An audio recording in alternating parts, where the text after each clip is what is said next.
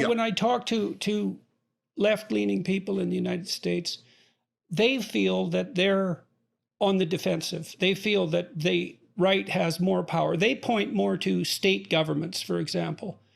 And it does seem to me as an outsider, because I'm an outsider to all of this, that one of the things that does characterize the United States, maybe more than any other country in the entire West, perhaps not, because there are countries that might be an exception, is that there is a reasonably decent balance of power between the right and the left if you consider the totality of the system. I mean, you have Democrat power federally, but at a state level. Here's the deal I'll make with all of the people who say that to you, the following deal.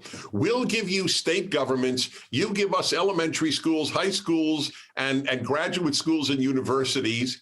And we'll make that. Let's make that. We'll take the New York Times, make it conservative. You can have all the state governments you want. I think it's they live in a deluded image of themselves and the world, if that's what they believe. Oh, you have state governments. We have the New York Times and CNN and the Washington Post and Columbia and Yale and Harvard and Stanford, but you have state governments? Please.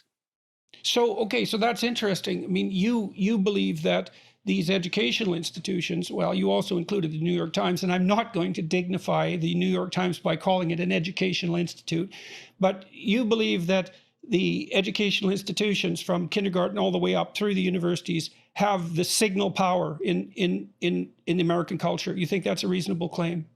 I'm not disputing it. I'm asking you if that's what you believe. How could it not be? That's where your kids spend most of their waking hours. Yeah, well, I mean, go ahead, Adam. Sorry, I think Jordan's asking, is it a foregone conclusion that all the universities and high schools and junior highs are left-leaning? 99%, yes. Yeah, well, I mean, it's certainly been something that's very disturbing to me. I think the objective evidence supports the supposition that they're overwhelmingly left-leaning, and it certainly seems to me that these critical ideas, the idea especially that the structure of the West is predicated on the arbitrary expression of power.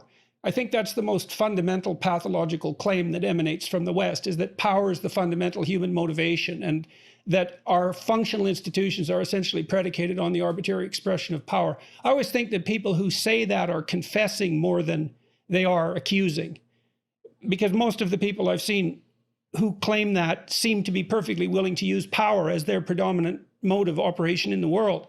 I guess I would also ask you, why is it that the story that power is the fundamental animating spirit of civilization, let's say, but we'll say Western civilization just to keep it narrower, why do you think that story has such resonance, especially given, well, let's leave it at that. I have thoughts that also pertain to the schools, because to me, and then I'll answer your question, but I'm curious at what are the origins of schools, and why to the left and not toward the right? So if you got a group, and we've all done it, where they go, we want you to speak to a group of commercial property builders. You know, these guys do tenant improvement work, and they do commercial work, and they're real estate developers and engineers and architects and builders. You'd know who you were talking to. I mean, you know what their politics were. Just a small example, in my spare time, I like to race cars. All the guys who show up to the track, they basically have the same politics. And the reason they have the same politics is because they live in a world where they have to prepare their car, then they have to go out and execute it, and they have to drive their car, and it's a real meritocracy because someone's going to get the checkered flag and someone's going to come in last. And they have a sort of collective mindset, just like, you know, most people who run a small business have a sort of mindset. They want less regulation and lower taxes and breaks, and they tend to be Republicans. So what are we finding on school campuses? Well, school, who is attracted to be a professor? Who's attracted to be a school teacher? It really is a little slice of socialism here in the United States. We're basically saying you get a job, you don't get paid that much, but you can never get fired. You'll get tenure.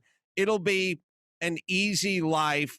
You'll never really have to hang your neck out or your shingle out. There's no chance you're going to go bankrupt. There's no chance you're going to be at the top, and there's no chance you're going to be at the bottom. You'll just sort of have a job forever.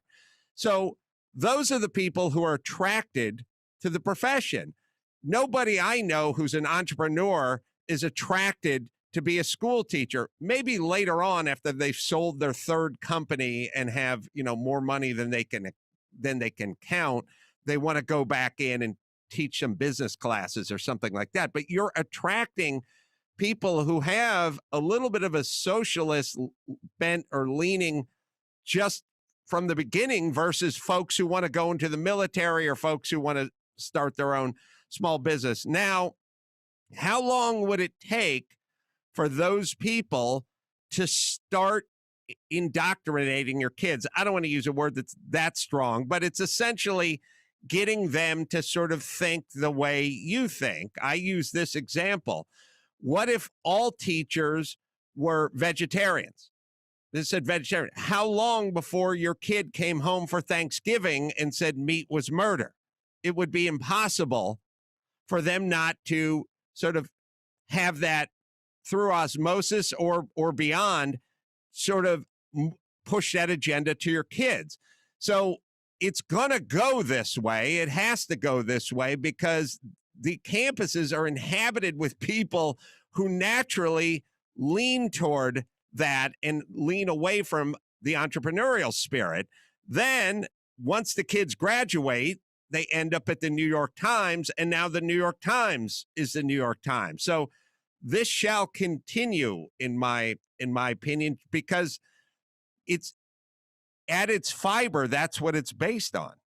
I was talking to a group of Canadian dissident academics yesterday, and one of them, Janice Fiamengo, she's a former feminist, a former English professor, and who abandoned her leftist ideology a number of years ago and has become a very vocal and articulate critic of leftist activism in academia. And she pointed out something quite interesting that's a bit different in terms of its causal pathway, let's say, in the universities.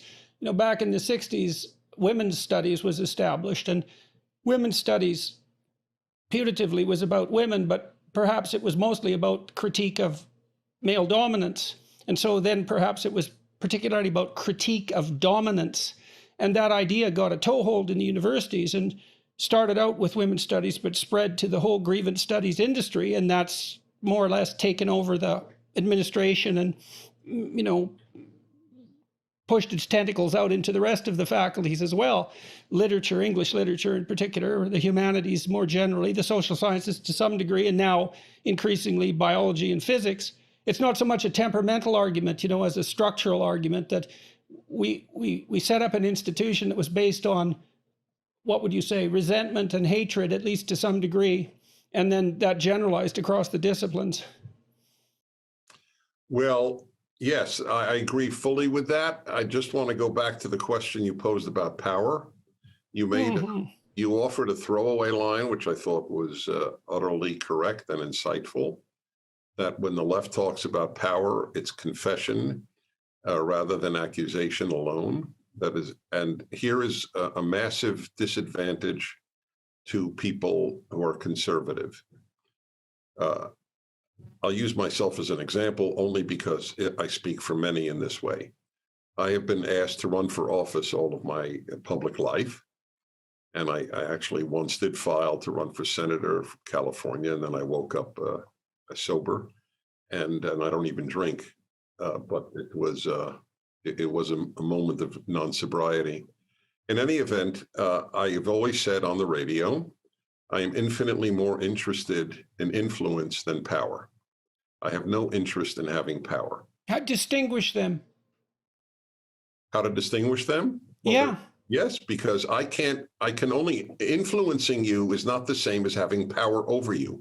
I cannot tell you that you must keep your store closed and go out of business because of a virus.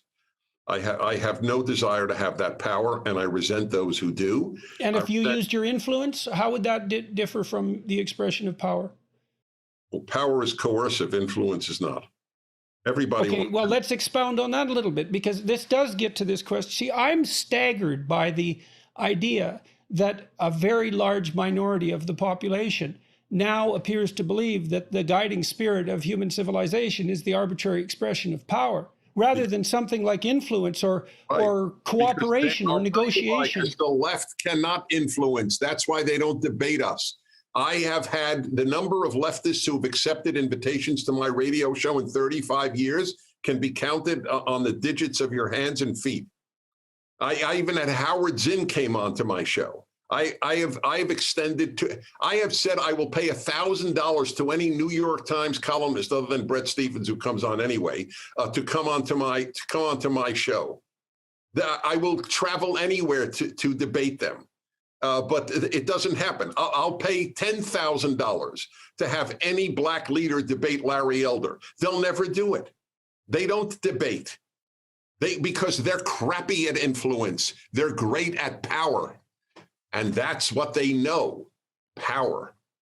And so they would say, well, you call it influence because that suits your moral, that puts you in the moral high ground, but you're a privileged person. You're white. You have you have access to a huge media empire. You can say what you want and you can talk to millions of people. You call that influence, but we call it power. And part of it is because you didn't deserve what you have. And that's a consequence of your privilege. And I mean, this isn't something I believe, but. So how do you explain Oprah Winfrey?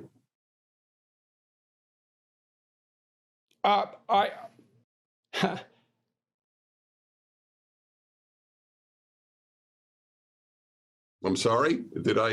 Are we still on? Well, because Jordan had to switch between the person that was trying to punch holes in your point and then back to himself. So I don't think Jordan knew how to reply in terms of, should I reply as myself or the naysayer that is talking well, about privilege? I couldn't come up with an argument from the perspective I was trying to, put forward. I mean, I think Oprah Winfrey was successful because she's credible and remarkable. That's my hypothesis. But okay, so she's a token. How about that? She's a token. Yes, she's a token. So it's the number of black influencers in our society. Is Don Lemon a token? I mean, it becomes an absurdity after a certain period of time. Anyway, it's a non sequitur. Whether or not I have an advantage being white is a non sequitur to the issue of, I don't want power over other people. We conservatives want to be left alone. The left does not want to be left alone, and they don't want to leave you alone. I want to leave you alone, except for the most obvious things. You can't murder, you can't steal, etc. But by and large, we want to leave others alone.